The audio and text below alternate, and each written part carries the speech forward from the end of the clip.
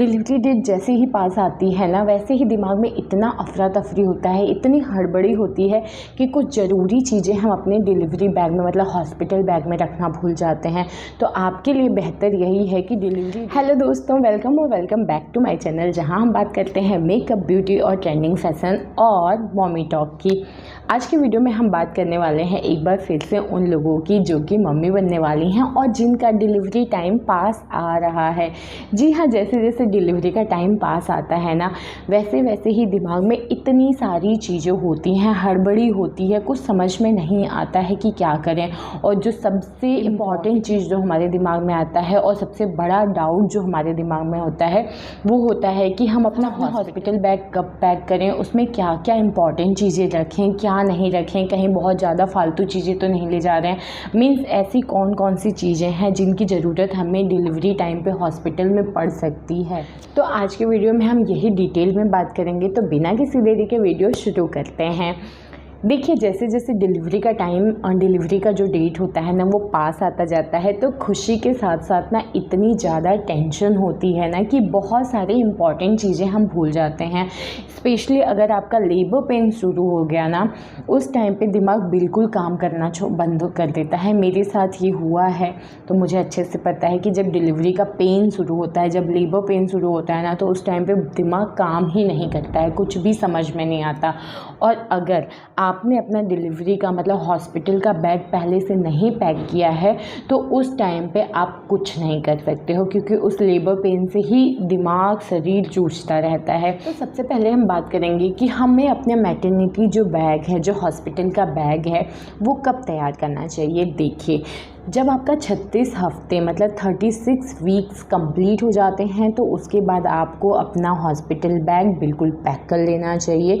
क्योंकि होता है ऐसा कि जो डॉक्टर आपको डेट देती हैं उस पूरे हफ्ते में कभी भी आपका लेबर पेन शुरू हो सकता है। तो 36 हफ्ते जैसे ही आपके कंप्लीट होते हैं, आपका हॉस्पिटल बैग बिल्कुल तैयार हो जाना चाहिए।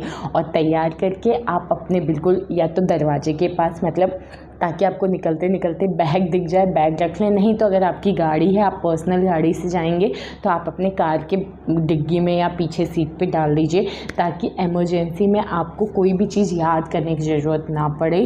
क्योंकि उस टाइम जो लेबर पेन होता है ना, उस टाइम दिमाग कहीं काम नहीं करता है, दिमाग में कुछ चीज़ें याद ही नहीं रहती हैं। तो उस चीज़ से बचने के लिए बेहतर होगा आपके लिए कि आप 10 दिन, कम से कम 10 दिन पहले या फिर 36 हफ्ते जैसे ही कंप्लीट होते हैं तो आप अपने बैग को पैक कर लीजिए। अब हम बात करेंगे कि आपके हॉस्पिटल बैग में कौन कौन सी वो चीज़ें हैं जो ज़रूर रखनी हैं। तो आप एक काम करिए, एक पेन लीजिए, एक कागज़ लीजिए और मैं जो जो बता रही हूँ उसको प्लीज़ नोट कर लीजिए। क्योंकि हमारा दिमाग, वैसे ही आप प्रेग्नेंट हैं तो बहुत सारा दिमाग में कन्फ्यूज़न रहता है। तो आप एक ना लिस्ट बना लीजिए प्रॉपर और वो चीज़ें बैग पैक करिए और टिक करते जाइए कि हाँ ये पैक हो गया है। तो आपको अपने हॉस्पिटल बैग में जो सबसे पहली चीज़ रखनी है वो है आपका टूथपेस्ट, टूथब्रश, कंघी, लिप बाम और हेयर बैंड। जी हाँ, ये सारी चीज़ों की ज़रूरत आपको पड़ेगी ही अगर आपकी नॉर्मल डिलीवरी है तब भी, और अगर आपकी सी सेक्शन मतलब सिजेरियन डिलीवरी है तो भी। तो ये 5 चीज़ें तो आपको अपने बैग में बिल्कुल आँख बंद करके पैक ही कर लीजिए। नेक्स्ट चीज़ की अगर मैं बात करूँ तो वैसे तो आपके हॉस्पिटल में मुझे पता है साबुन, शैम्पू और लोशन मिलेगा, लेकिन ये चीज़ें भी हो सके ना तो आप अपने बैग में रख लीजिए। आप अपना साबुन, शैम्पू, लोशन अपने पास रखिए और उसको यूज़ करिए। नेक्स्ट जो सबसे इम्पॉर्टेंट और बहुत ही ज़्यादा ज़रूरी चीज़ है वो है आप अपने लिए एक नर्सिंग ब्रा ले लीजिए। वो ब्रा जिसको कि जब आप बेबी को फीड कराएंगे तो इजीली यहाँ से हुक खुल जाता है। इस टाइप का ब्रा आराम से आपको अमेज़ॉन, फ्लिपकार्ट पे मिल जाएगा। नर्सिंग ब्रा करके अगर आप सर्च करेंगे तो इस टाइप का आपको एक ब्रा रखना है, 1 या 2 जैसे भी आपको जो सही लगे। उसके बाद सैनिटरी पैड रखना है। नॉर्मल डिलीवरी हो या सी सेक्शन हो, लेकिन जब बेबी की डिलीवरी के बाद ना बहुत ज़्यादा ब्लीडिंग आती है तो जो नॉर्मल पैड होता है, जो सैनिटरी पैड होता है, वो काम में नहीं आएगा। आपको सैनिटरी पैड या नर्सिंग पैड जो होता है इस टाइप का, ये भी आपको अमेज़ॉन पे मिल जाएगा। मैं इसका लिंक दे दूँगी अमेज़ॉन पे, मैंने खुद वहाँ से मंगाया था तो मेरा पर्सनल एक्सपीरियंस है, ये वाला पैड ना बहुत अच्छा है। मैं कोई स्पॉन्सर वीडियो नहीं कर रही हूँ, लेकिन ये पैड मैंने यूज़ किया है तो मुझे बहुत अच्छा लगा था आराम से, क्योंकि उस टाइम पे फ़्लो बहुत ज़्यादा है। मेरी नॉर्मल डिलीवरी थी, सी सेक्शन में भी ऑलमोस्ट मतलब फ़्लो आपका रहता ही है, ब्लीडिंग होगी ही। तो उस टाइम पे ब्लीडिंग नॉर्मल ब्लीडिंग नहीं होती है, जैसे कि हमारी मंथली जो आती है वैसी ब्लीडिंग नहीं होती है, बहुत ज़्यादा फ़्लो होता है। तो नॉर्मल जो सैनिटरी पैड होते हैं वो तो नहीं हैंडल कर सकता उस चीज़ को, तो आपको इस टाइप का जो मैटरनिटी वाला पैड आता है वो ही यूज़ करना पड़ेगा। तो इसका लिंक भी मैं दे दूँगी।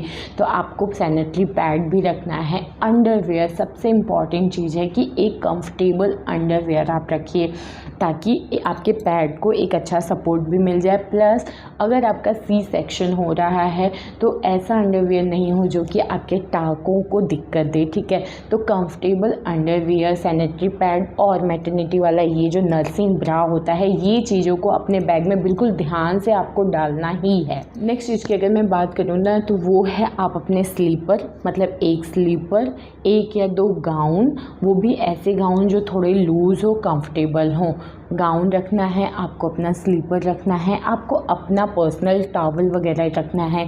मतलब हाथ वाथ पोंछने के लिए आप छोटे टॉवल्स ले सकते हैं या बड़े टॉवल आप रख सकते हैं। तो आपको जो मतलब थोड़ा हाइजीन मेंटेन करना है, ताकि जैसे होता है ना कि आपकी बॉडी, मतलब आप अपने बच्चे को अपने पास सुलाएंगे, फीड कराएंगे, वो बेबी जस्ट न्यू बॉर्न है, तो अभी बाहर की चीज़ों से मतलब उसका इम्यून बहुत वीक होता है। तो आप जितना अपने हाइजीन का ख्याल रखेंगे, आपके बच्चे को प्रॉब्लम उतनी ही कम होगी। तो कोशिश करिए कि अपनी जो पर्सनल चीज़ें हैं जो आपकी डायरेक्ट मतलब आपके स्किन के कांटेक्ट में आती हैं, तो वो आप अपना ही यूज़ करिए, ज़्यादा मतलब हॉस्पिटल से लेने की ज़रूरत नहीं है। तो आप अपने स्लीपर्स, अपना गाउन और अपना टॉवल वगैरह अपने पास अपने बैग में अभी से पैक कर लीजिए। नेक्स्ट चीज़ की मैं बात करूँ तो वो है सारे डॉक्यूमेंट्स, रिपोर्ट। जी हाँ, जब से मतलब प्रेगनेंसी के बाद जो भी दवाइयाँ हैं, जो भी आपके रिपोर्ट्स हैं, अल्ट्रासाउंड्स हैं, जो भी चीज़ें आपके पास है, आप अपना पूरा डॉक्यूमेंट, पूरी फाइल बैग में रख लीजिए, क्योंकि डिलीवरी के टाइम पे वो चीज़ की ज़रूरत पड़ेगी। आधार कार्ड, फ़ोटो वगैरह अपने पास रखिए। नेक्स्ट चीज़ की मैं बात करूँ तो हो सके तो आप एक नोटपैड या कॉपी या डायरी और पेन भी अपने बैग में डाल लीजिए। उससे ना बाद में बड़ा फ़ायदा होगा। जैसे जब आपका बेबी दूध फीड कराएंगी ना, तो फीड का टाइमिंग भी होता है। जैसे न्यूबॉर्न बेबी हर 2 घंटे में दूध लेता है, ठीक है। तो आपको एक अच्छा सा टाइम टेबल मेंटेन कर लेंगे, क्योंकि शुरू में बच्चा नहीं मांगता, आपको उसको आदत डलानी पड़ती है हर 2 घंटे में दूध का। फिर जैसे 2-4 दिन हो जाता है तो फिर बच्चा अपने आप आपको हर 2 घंटे में रोना शुरू कर देता है।